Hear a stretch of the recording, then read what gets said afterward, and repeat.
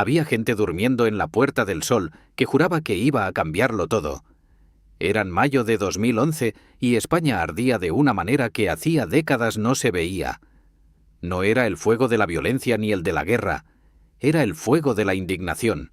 Cientos de miles de personas en las plazas de toda España diciéndole al sistema político que ya no les representaba, que estaban hartos, que algo tenía que cambiar de manera radical y urgente.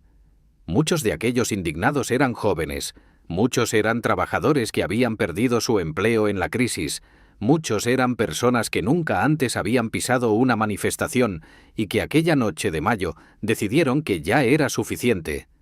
Lo que muy pocos imaginaban entonces es que 14 años después, una parte significativa de aquellos mismos indignados estaría votando a Vox. Esa es la historia que nadie en la izquierda española quiere contar. La historia de cómo el cabreo más grande que ha vivido la democracia española en décadas no terminó donde sus protagonistas esperaban. La historia de cómo una energía política enorme, genuina, llena de esperanza y de rabia legítima, fue canalizada, aprovechada, defraudada y finalmente redirigida hacia un destino que en 2011 habría parecido imposible. La historia del votante que empezó indignado con la casta y terminó votando a la reacción. Y la historia de por qué la izquierda, que creyó que aquel movimiento le pertenecía para siempre, se equivocó de manera tan profunda y tan costosa. En los próximos minutos vas a entender el viaje completo, desde las acampadas de Sol hasta los mítines de Abascal, desde los círculos de Podemos hasta las papeletas de Vox, desde la ilusión de la nueva política hasta el cementerio en que se ha convertido. Y sobre todo, vas a entender por qué este viaje no es una anomalía ni una traición ideológica. Es la consecuencia lógica de una serie de decisiones, de fracasos y de engaños que la izquierda española todavía no ha sido capaz de procesar del todo. Quédate hasta el final, porque esta historia dice más sobre el estado de la democracia española que cualquier encuesta o cualquier debate televisivo. Para entender lo que ocurrió, hay que volver al principio con honestidad, sin la nostalgia que con frecuencia distorsiona el recuerdo del 15M. Lo que estalló en mayo de 2011 no fue un movimiento de izquierdas en sentido estricto. Ese es el primer gran malentendido que la izquierda institucional cometió desde el primer momento y que le ha costado muy caro. El 15M fue un movimiento de indignados, y la indignación, a diferencia de la ideología, no tiene color político fijo. La indignación es una emoción. Y las emociones pueden ser canalizadas en direcciones muy distintas dependiendo de quién tenga la habilidad de hablarle a quien las siente. Lo que unía a la gente en las plazas de 2011 no era una ideología compartida, era una serie de agravios compartidos, la corrupción política que afectaba por igual a PP y a P, S o E, el rescate bancario que socializaba las pérdidas de quienes habían especulado irresponsablemente, el desempleo masivo que había destruido la vida de millones de familias. La sensación de que los políticos de todos los partidos respondían a intereses que no eran los de los ciudadanos.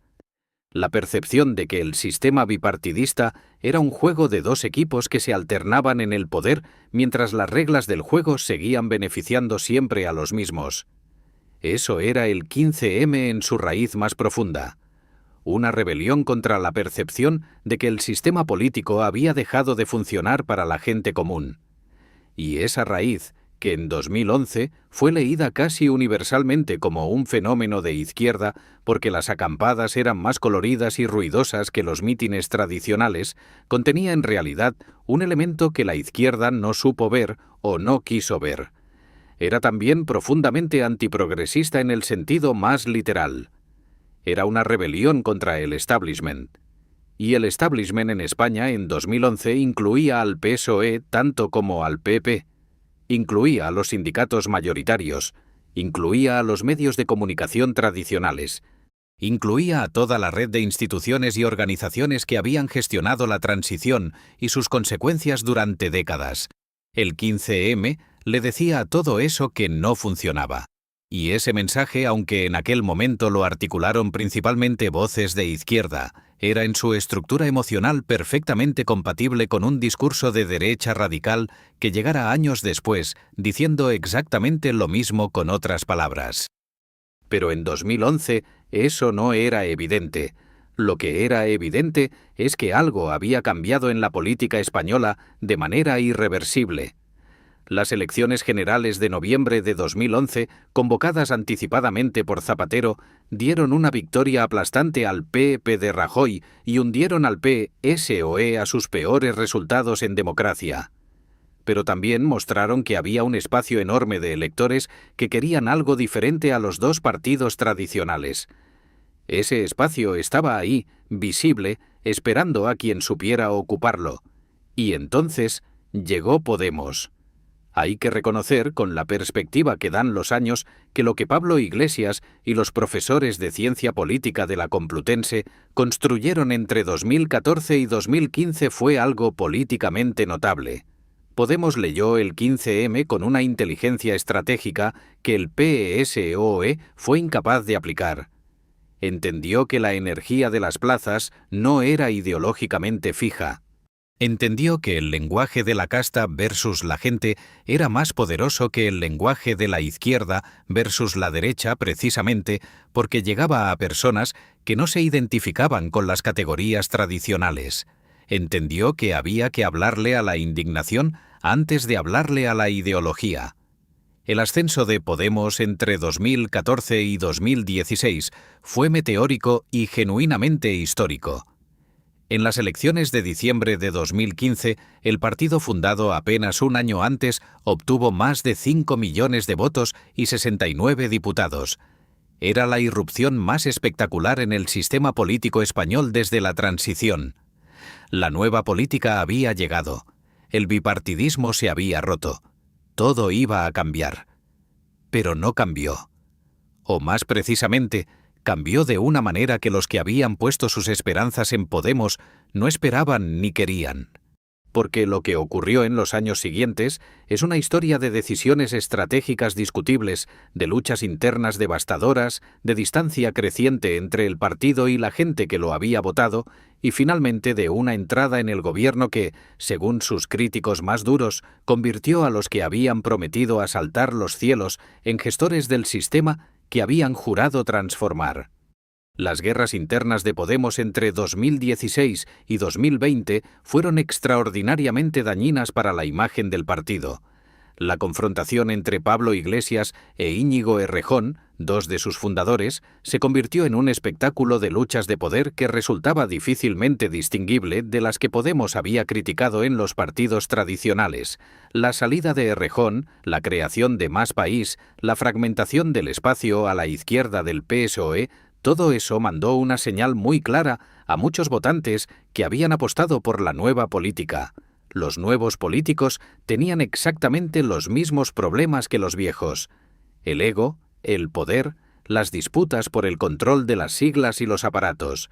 La decepción fue proporcional a la ilusión previa. Pero el golpe más duro para la credibilidad de Podemos llegó con su entrada en el gobierno de coalición con el PSOE en enero de 2020. Para muchos de sus votantes más críticos, ese momento representó la rendición definitiva.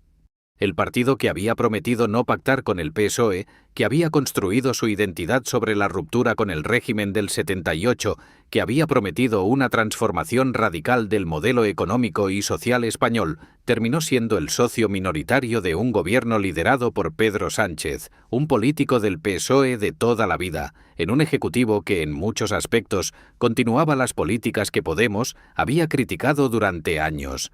Las contradicciones se multiplicaron. Ministros de Podemos firmando decretos que sus propios militantes habrían rechazado en la oposición. Pablo Iglesias defendiendo en sede parlamentaria decisiones del gobierno que contradecían compromisos explícitos del programa electoral. La gestión de la pandemia, que puso a todos los gobiernos ante decisiones extraordinariamente difíciles, expuso también las limitaciones de un partido que en la oposición había prometido soluciones simples a problemas complejos.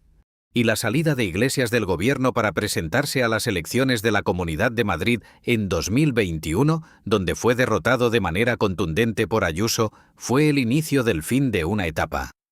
Mientras todo esto ocurría en el espacio de la nueva política de izquierdas, al otro lado del espectro político estaba sucediendo algo que muchos analistas tardaron demasiado en tomar en serio.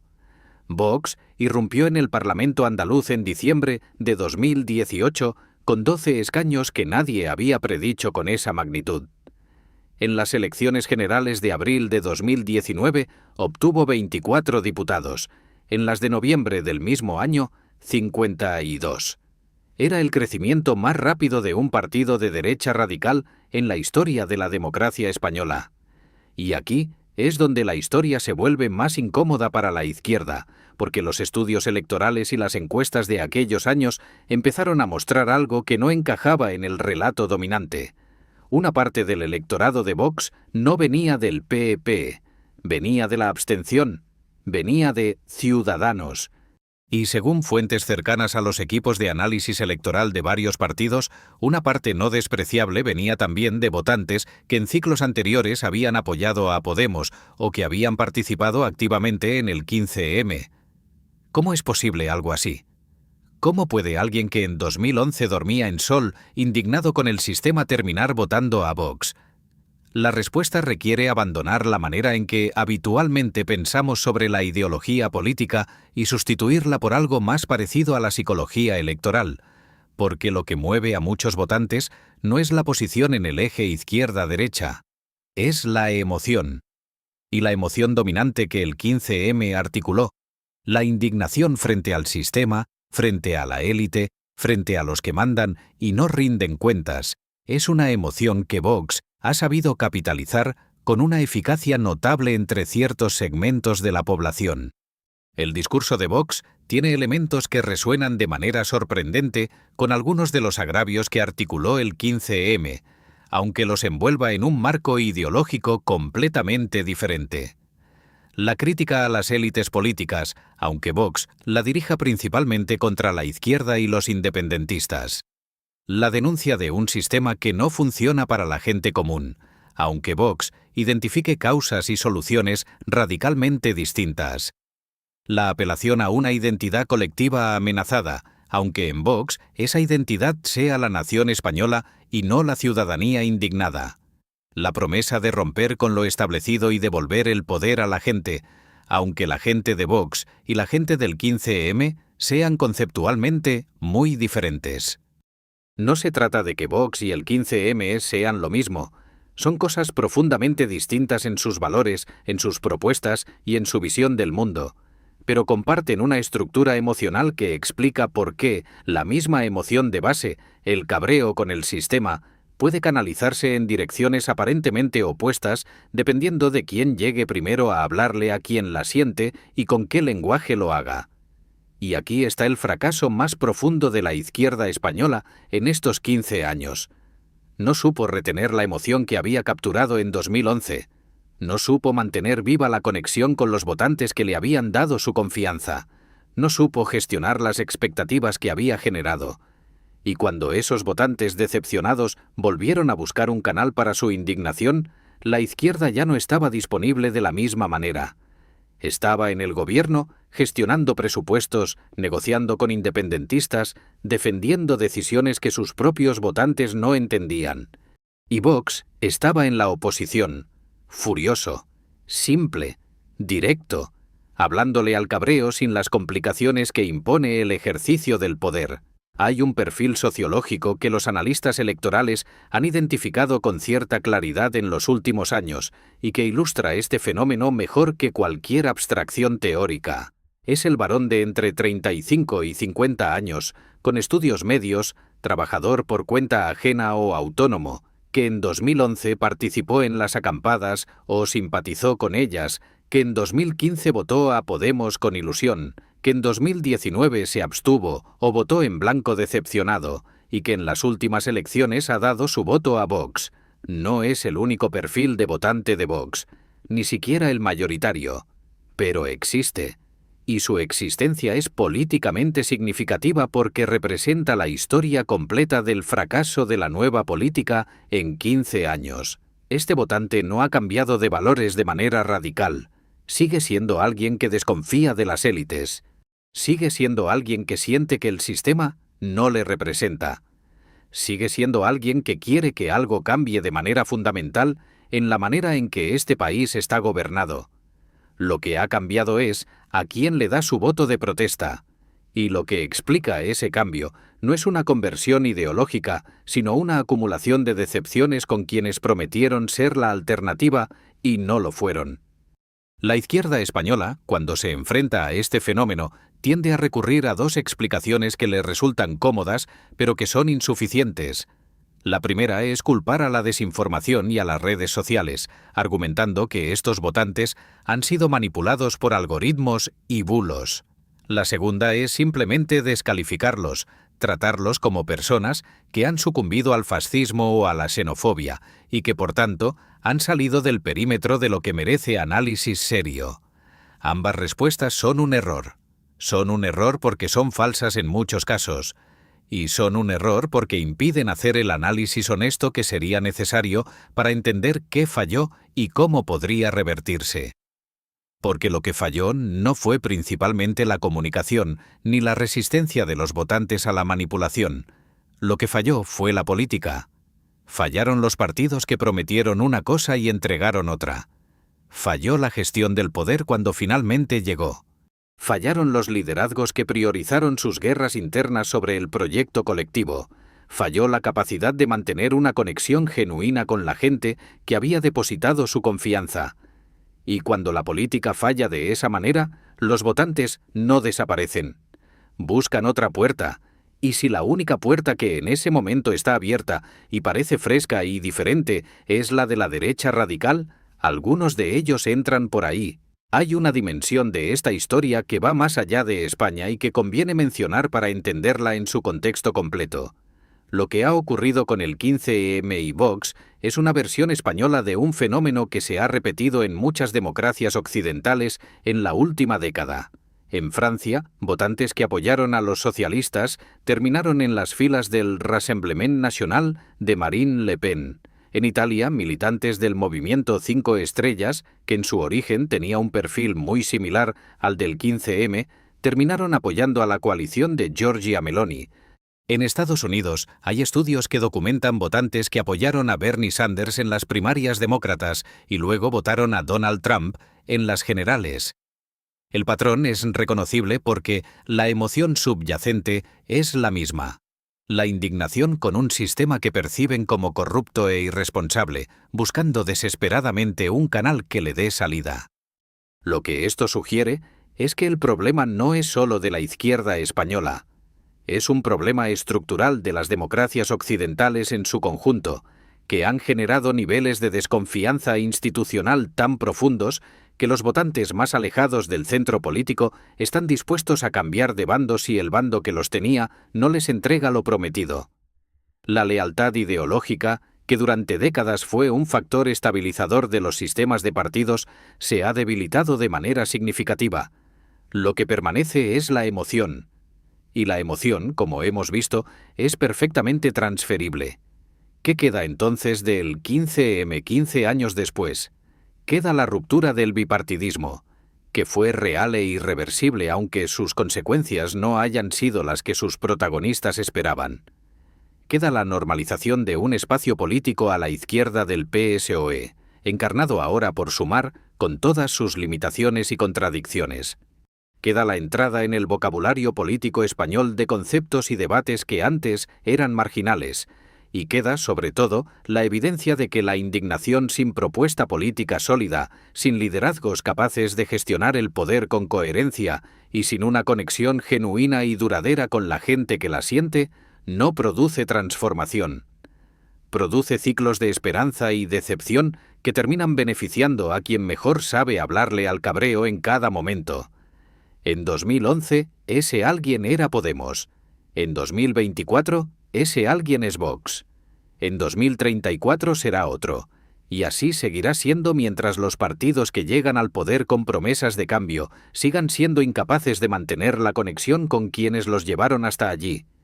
Esta es la historia que nadie en la izquierda quiere contar, no porque sea mentira, sino precisamente porque es verdad, y porque aceptarla requeriría un nivel de autocrítica que la política española, en todos sus colores, todavía no ha demostrado ser capaz de practicar de manera sostenida.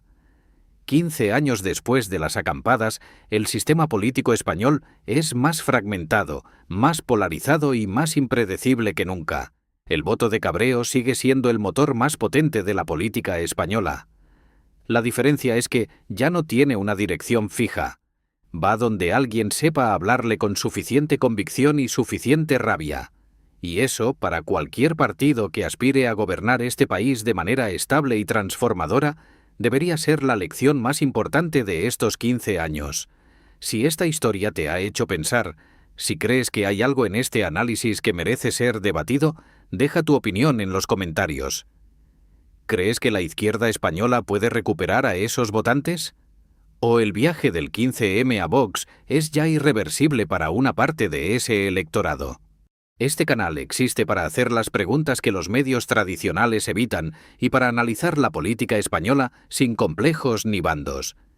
Si ese enfoque te parece necesario, suscríbete y comparte este vídeo con alguien que creas que necesita verlo. Porque en política, como en la vida, las preguntas incómodas son siempre las más importantes.